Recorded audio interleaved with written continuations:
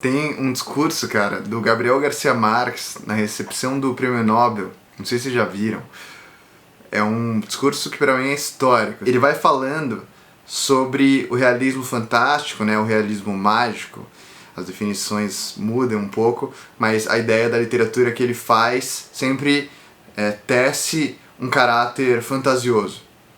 E ele vai colocando ali no discurso dele, desde o começo, historicamente, como a própria noção de América Latina surgiu a partir de uma lógica fantasiosa por conta das cartas que os europeus enviavam sobre as Américas, olhando para uma natureza que aos olhos europeus era quase que uma espécie de fantasia, assim, animais que eles nunca tinham vistos, uma maneira de descrever a paisagem, que era uma paisagem que eles não conheciam, e todas as descrições têm uma carga, assim, de olhar para um desconhecido e não saber direito como falar sobre aquilo, e algumas descrições são realmente fantasiosas de coisas que não existem.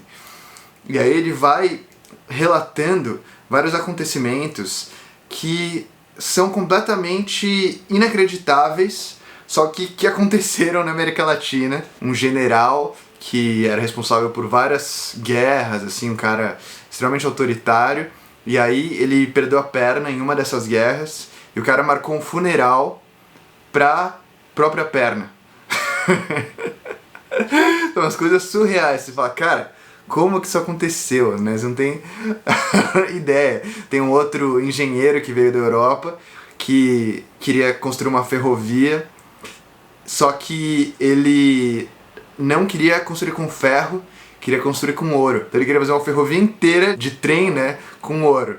Então tem várias coisas que o Gabriel vai contando que já são uma ponte dentro da realidade entre o verídico e a ficção. Então ele vai tecendo toda uma história da América Latina como uma maneira de entender a realidade que parte do ficcional. E aí ele fala das tragédias e do autoritarismo que tece toda a história da América Latina, as chacinas, as injustiças, as desigualdades, e vai fazendo uma análise sobre a nossa história e depois faz uma espécie de provocação em relação aos europeus, né? Não é assim que ele fala, mas eu vou falar da maneira que eu entendi, né, o que ele fala. Se vocês pensarem nas injustiças cometidas pelos impérios europeus há pouco mais de 300 anos, ou menos, né, muito menos de 300 anos, a gente pensa 100 anos atrás, ou hoje, né, ou amanhã, é que existe essa ilusão, né, da Europa, o estado do bem-estar social como os isentos do mundo que se colocam para as questões humanitárias e muito rapidamente olham para os outros países com uma espécie de desprezo mesmo, né? Os exemplos que ele dá são claramente históricos, né, fazendo essa comparação, tipo os vikings, que são tão enaltecidos pela indústria hollywoodiana de cinema, eram figuras históricas completamente truculentas, né? Uma espécie de bandeirante, só que muito pior, né? Tipo, figuras que ocupam um lugar que não deveriam simbolicamente. Mas é legal a maneira que ele coloca, porque ela, como ele está recebendo o prêmio Nobel, né? É muito coerente da parte dele fazer uma reflexão sobre um colombiano recebendo um prêmio do rei da Suécia, né? Qual que é o paradoxo, né, que você encontra nisso? Qual que é a razão pela qual o prêmio Nobel é o prêmio mais importante da humanidade, né? E por que esse prêmio é entregue pelas mãos do rei, que é uma figura completamente já ultrapassada, em muitos países ainda existe, né? Mas é uma figura que dentro de um contexto democrático não faz nenhum sentido. Dentro dessa posição extremamente de destaque e de consagração, uma reflexão sobre o processo histórico da América Latina e a relação que isso tem com os países europeus. Eu estava lendo um conto do Saramago no livro A Bagagem do Viajante, recentemente, que ele fala sobre o Museu Britânico, né? Tem muitos museus em Londres que são de graça.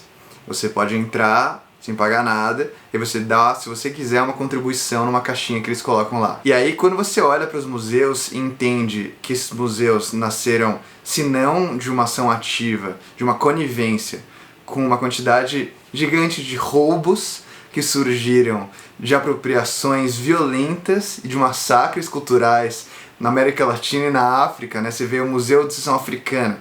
Cara, Seção Africana do Louvre, Seção Africana de vários museus, aquilo é roubo, gente. Os caras invadiram uma civilização, mataram um monte de gente, pegaram bens desses lugares, dessas populações, não deram nenhum tipo de compensação e levaram de navio para a Europa e hoje exibem como um estandarte da cultura europeia, né? Claro, é legal você ir no museu de graça, mas é o mínimo que deveria ser feito, né? Tem uma história muito doida, assim. Eu fui numa exposição, quando eu tava em Paris, do Museu do Homem.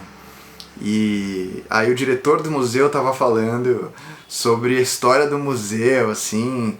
Eu falava francês meio mal naquela época, eu não entendi muito bem, mas pelo que eu entendi ele tava falando sobre como o museu foi construído, a concepção, como as obras chegaram, tal. Super, né? Falando bem do museu, querendo que as pessoas olhassem para o palestra e falassem, nossa, que legal, muito bem gerido o museu. E aí, cara, terminou a palestra, tipo, umas 10 a 15 pessoas, assim, levantaram para perguntar coisas e falaram exatamente disso, assim. Tipo, no meu país, vocês chegaram lá, a civilização francesa, e massacraram a população e roubaram nossas obras de arte. Por que vocês não devolvem essas obras, né? Que é uma pergunta muito simples, cara. Por que eles não devolvem? O ato de manutenção dessas obras lá, sem nenhum tipo de compensação governamental, é um resquício da colonização.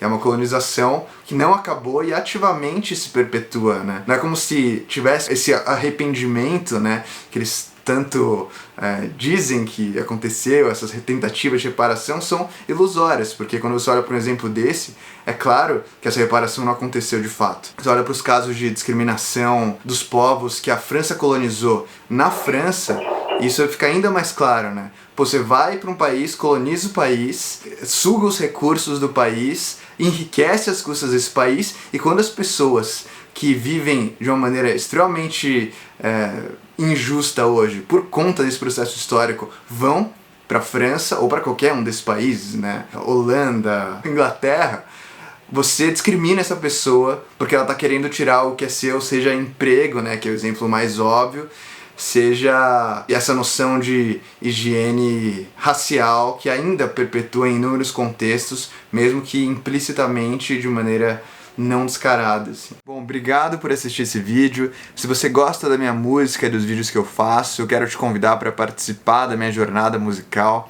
Para saber mais é só dar uma olhada na descrição. E se você quiser conhecer melhor meu trabalho, é só você se inscrever nesse canal e ativar as notificações. Um abraço e até a próxima.